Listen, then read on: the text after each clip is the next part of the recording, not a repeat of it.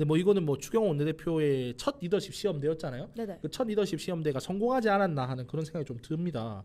근데 일단은 먼저 표 계산부터 먼저 좀 해봐야 되지 않을까 많이들 좀 궁금해하시더라고요. 네. 근데 이제 실제 이제 표결에 이제 294분이 참석을 했고요. 이제 의원직을 상실한 분도 두 분과 그리고 이제 무소속 이수진 의원이 빠졌기 때문에 294분이 이제 참여를 하신 건데요. 근데 이수진 의원은 네. 갑자기 안 온 건가요? 그러니까 이제 그 이수진 의원 같은 경우에는 뭐 원래 이제 더불어민주당 소속이었었는데 네. 경선 결과 이제 불복을 하셨죠. 경선 결과 불복을 하시면서 탈당을 하시게 됐습니다. 네. 그래서 사실 이제 불참을 하신 거는 어떻게 보면은 뭐 사실상의 반대다. 뭐 이렇게 보는 시각도 있었죠. 그래서 네. 이제 그분도 이제 안 나오시게 된 거고요. 뭐 다시 이제 이 294분의 성향을 좀 분류를 하자면은 네. 범야권 그러니까 민주당계에 가깝다라고 여겨지는 분들이 179분이고요. 9분이고요. 그리고 이제 범여권이 이제 115석입니다. 네네. 현재. 근데 이제 논란이 되는 것은 이제 국민의힘 의원 중에 5분이 찬성표를 던지겠다고 이야기를 했잖아요. 그쵸. 근데 이제 그렇다고 하면은 이제 뭐 찬성이 179표보다 더 많이 나와야 되는데 네. 찬성이 179표로 딱 범야권 숫자만큼 나왔고 네. 뭐 반대를 포함한 무효표를 합쳐보면은 뭐 이제 어. 115표로 딱 범야권 숫자만큼 나왔다. 어. 그래서 이제 뭐 근데 뭐 무효표를 좀 자세히 봐야 될 것 같아요. 네. 무효표가 4표 나왔는데 이 중에 3표는 뭐 가에다 점을 찍거나 원래 이제 가부라고 적어야 네네네네. 되고 가 외에 다른 글자가 있으면 무효표가 되거든요. 네. 그래서 이거를 몰랐을 리는 없었던 것 같고요. 가 위에 이렇게 온점을 찍었다고 하더라고요. 이 고민이 많으신 게 아니었을까 그렇죠. 싶은데. 그래서 이제 가하고 네. 이제 점을 찍어서 이제 무효표가 한 표 나왔고요. 네. 어떤 표 같은 경우 괄호를 열고 가 이렇게 적어서 무효표가 됐고요. 이것도 이제 몰랐을 리는 없었을 것 같고. 네. 그리고 이제 가라고 쓰지 않고 이제 찬성 이렇게 쓰면 이것도 무효표가 되거든요. 네. 찬이라고 쓴 표가 한 표 이렇게 나왔다고 합니다. 그래서 이 표는 뭐 무효표를 던졌으나 사실상 찬성을 하고 싶었다. 네. 이제 이런 것으로 좀 해석을 해볼 수 있을 것 같습니다. 근데 그러면은 표 계산을 일단 해보면요. 네네. 찬성이 184표가 나왔어야 했잖아요. 그렇죠. 부족한 표는 어떻게 된 건지 뭐 5명이 찬성을 하기로 했는데 네. 이분들도 반대를 했을 수 있다 이런 건가요? 그러니까 비공개이기 때문에 알 수는 없어요. 근데 이제 음. 다만 이제 국민의힘의 김웅 의원 같은 경우에는 뭐 당론으로 이제 부결을 선택한 이후에 네. 표결을 했고요. 네. 표결을 하고 나서 나는 찬성을 했으니까 나를 징계하라 이렇게까지 강력하게 메시지를 내셨기 때문에 네. 이분은 일단 찬성을 하신 것 같아요. 그러면은 뭐 범야권 중에 뭐 이탈표가 나왔을 수도 있는 거고 네. 그리고 범여권 중에 원래 이제 그 찬성표를 던지겠다고 하신 나머지 네 분, 그러니까 네네. 김웅 의원 제안한 나머지 네 분이 추경호 원내대표에게 설득당했다. 이렇게 보는 게 이제 전체 이제 그 경우의 수라고 이제 보여지는데요. 네. 뭐 일단 저는 야권에서 한두 표 정도 이탈했을 수는 있다고 생각해요. 아니면 많이는 전체에서 야권이 전부 다 이탈했다고 볼 수 있을 것 같은데요. 근데 문제는 제가 생각할 때는 이게 지금 많은 분들이 추측하시는 것처럼 더불어민주당에서 이탈표가 나왔다라고 보기엔 좀 많이 어렵지 않나라는 생각이 들거든요. 근데 뭐 이 외 야권에서 그 이탈표가 나왔다라고 보여지는데 뭐 더불어민주당의 표가 아니라고 보냐면요. 네. 범야권 179표 지금 이렇게까지 이야기를 하고 있는데 네네. 근데 실제로 한경에 따져보면 또 그렇지만은 않습니다. 왜냐하면 지금 무소속으로 돼 있으신 분 중에 이제 민주당계 무소속이라고 표시를 하긴 하는데 네.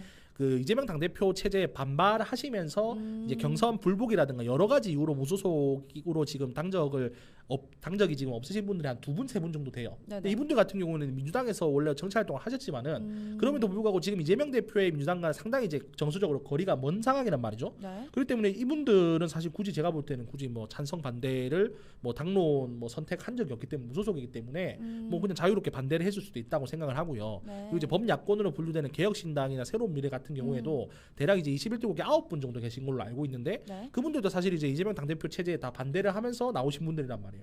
그렇다고 하면 이분들 같은 경우에도 사실 이제 이재명 당대표가 미워서 반대표를 행사했을 수 있을 것 같아요. 무효를 해줄 수도 있고 반대를 그렇죠. 해줄 수도 있고. 그러니까 왜냐하면 이분들이 사실 반대표를 해도 그렇게 크게 본인들이 영향이 없다라고 생각했던 이유는 네. 지금 어차피 부결이 될 거라고 생각했단 말입니다. 모든 분들이 국민의힘에서 17표의 이탈표가 나올 거라고 생각을 아무도 안 했단 말이에요. 네. 그러면 반대표가 한 표 더 있다고 한들 특별하게 이게 달라질 건 없단 말이에요. 그래서 이제 이재명 당대표가 미워서 마지막 보내기도 하고 그냥 반대표를 던졌을 수는 있을 것 같다. 근데 뭐 더불어민주당에서 이제 지난주 토요일에 장애 집회까지 성대하게 한 상황에서 맞아요. 네. 그 151분 중에 굳이 뭐 이탈표를 선택하실 만한 분은 동기가 그렇게 명확하지 않다 이렇게 좀 생각이 되고요. 네. 그리고 이제 또 이제 이렇게 생각해 볼 수도 있겠지만은 조금 더 이제 근거가 있는 시나리오라고 볼 수 있는 거는 네.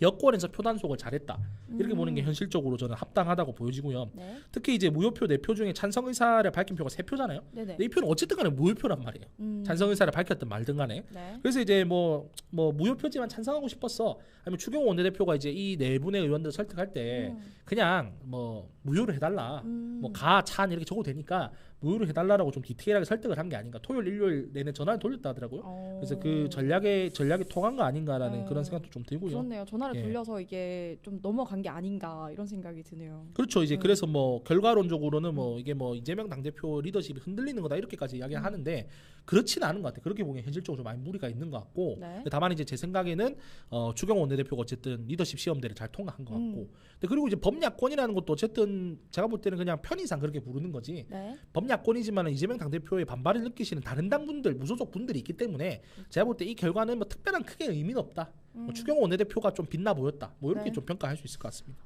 그런데 야권에서는 지난번에 찬성을 또 약속을 하고 퇴장을 했던 안철수 의원이요.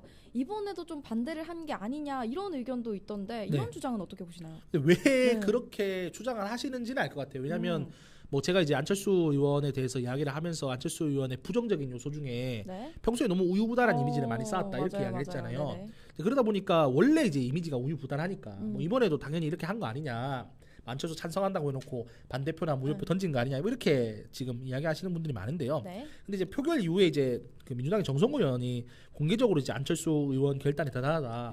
이분이 맨날 철수만 했는데 네. 이번에는 철수를 안 했다. 뭐 이렇게까지 칭찬을 하셨단 말이에요. 철수만 했는데 이번엔 철수를 안 했다. 그렇죠. 이제 뭐 근데 그런 말도 유행했어요. 안철수는 철수해서 안 된다. 뭐 이런 말이 안철수 그 의원을 안 좋아하시는 분들 사이 유행했었는데 뭐 어쨌든 네. 그거를 이제 언어 유희로 잘 활용한 거죠. 네. 그래서 그런 이야기도 하셨고 안철수 의원 본인도 이제 그 투표를 하시고 나서 이제 본회의 퇴장하실 때 기자들 질문에 소신껏 투표했다 이렇게 했단 말이에요. 오 그러면은 찬성을 했을 것 같아요. 그러니까 제가 볼 네. 때는 그렇다는 거예요. 그래서 제가 볼 때는 뭐 굳이 뭐 안철수 의원이 반대하진 않았을 것 같은데 평소 이미지 때문에 좀 억울하게 욕먹는 상황이 되지 않았나라는 그런 생각이 좀 듭니다. 네. 그러면요. 지난 방송에서는 최상병 특검법을 이번 국회에 통과되지 않으면 22대 국회에 가서도 이 특검법 통과가 야당과 또 대통령의 발목을 잡을 거라고 논평을 하셨는데 그렇죠. 제가 그랬죠. 앞으로의 전망은 또 어떻게 보시나요? 근데 이제 뭐 이번 표결 결과를 두고 이제 홍준표 대구시장께서는 뭐 거부권이 이제 무효화됐으면 그러니까 이제 200명의 찬성이 넘어가는 바람에 네. 뭐 이제 대통령이 최상병 특검법을 거부했음에도 불구하고 이게 만약에 통과가 됐으면 대통령에게 뭐 심각하게 레임덕이 왔을 거다. 국민의힘이 단일 대우를 지켜줘서 참 잘했다. 뭐 이렇게 논평을 했는데 네. 이게 레임덕이라는 게 뭐 이게 뭐 시사 용어기 때문에 뭐 정확하게 무슨 뭐 사회학처럼 용어가 딱 정립돼 있는 그런 개념은 아니지만요. 네. 뭐 레임덕이라는 게 굳이 뭐 여당이 정부 의견에 동조하지 않아서 뭐 거부권이 무효화되고 이런 것만 있는 건 아닙니다. 레임덕에 뭐 다양한 종류가 있을 수 있습니다만은 뭐 권력 누수라고 한국어로 표현도 하니까요. 뭐 국민들께서 이제 뭐 대통령을 얼마나 신뢰해서 그 정책에 호응을 받을 수 있을지 없을지. 네. 뭐 KC 인증 같은 경우에도 지금 국민들께서 정부를 의심을 하고 계시잖아요. 그렇죠. 근데 이런 것도 제가 볼 때 레임덕의 한 형태라고 네. 좀 보여지고요. 그리고 이제 지지율이 뭐 낮으면은 당연히 이제 그 뭐 공공에 있는 인재들 또는 이제 민간에 있는 인재들이 정부와 일하는 걸 꺼려하겠죠. 네. 근데 그런 것도 제가 볼 때 레임덕의 한 형태라고 그렇게 생각이 됩니다. 근데 이제 최상병 특검법의 내용을 좀 뜯어보면 네. 최단 70일이고요.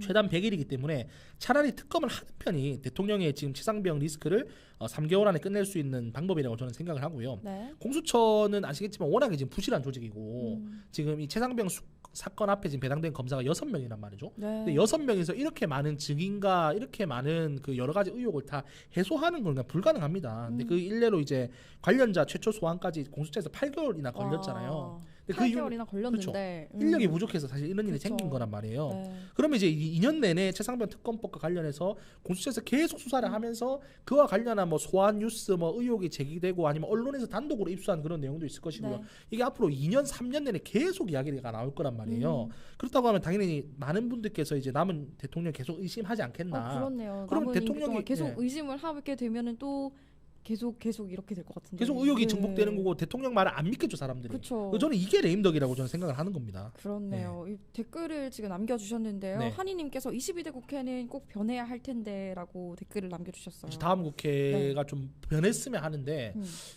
글쎄요, 뭐 이게 지금 현재 의석수 분포로 생각을 해보면은 그러긴 좀 어렵지 않을까. 근데 그래도 21대 국회보다 좀 낫기를 좀 기대를 해봅니다.